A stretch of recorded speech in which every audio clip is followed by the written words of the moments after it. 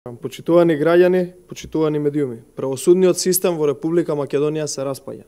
Отфрлањето на кривичната пријава за оддавање службени тајни на советникот Оливер Спасовски, Драган Симоновски од страна на јавното обвинителство е уште еден пример дека во Република Македонија нема правда и дека не се сите еднакви пред лицето на правдата. За едни важат законите, за други не важат. Всушност, законите не важат единствено за СДСМ и за власта. Откако судот народски кажано го испре од криминал Зоран Заев за 1 евро за вицето скандалот, потоа намали казната на нивниот градоначалник Боро Малборо, кој беше фатен во шверц од цигари, и еве сега уште еден преседан каде што за оддавање на службена тајна се отфрла кривична пријава на близок советник на Оливер Спасовски. Сведоци сме дека јавното обвинителство не само што не постапува по очигледните индиции за криминал, туку и онаму каде што веќе имало примена на ПИМ мерки ги отфрла доказите против партиските јуришници на СДСМ.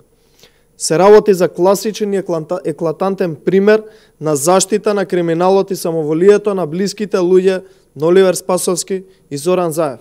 Отворено прашуваме, дали некој во Министерството за внатрешни работи прикрил дел од доказите и намерно ја саботирал и ја кочел истрагата за овој случај? По чија наредба го направил тоа и дали не е санкциониран само затоа што се работи за најблискиот соработник на Оливер Спасовски? Зошто јавниот обвинител ги игнорира доказите за криминал за кои излезе и Оливер Спасовски уште при отварањето на случајот да каже дека има докази за неговиот близок соработник дека оддавал службени тајни? Кој меша прсти и тера политика по мерка на СДСМ и Спасовски во јавното обвинителство во моментов за овој случај? Одговорност мора да има. Токму овие работи се причина за смена на републичкиот јавен обвинител која што ја бара ВМРО-ДПМН. Никој повеќе нема доверба во обвинителството. Овој јавен обвинител веќе нема кредибилитет да биде начело на обвинителството и да отвара истраги. Неопходна е смена на овој јавен обвинител и назначување на нов кој ќе истражи се.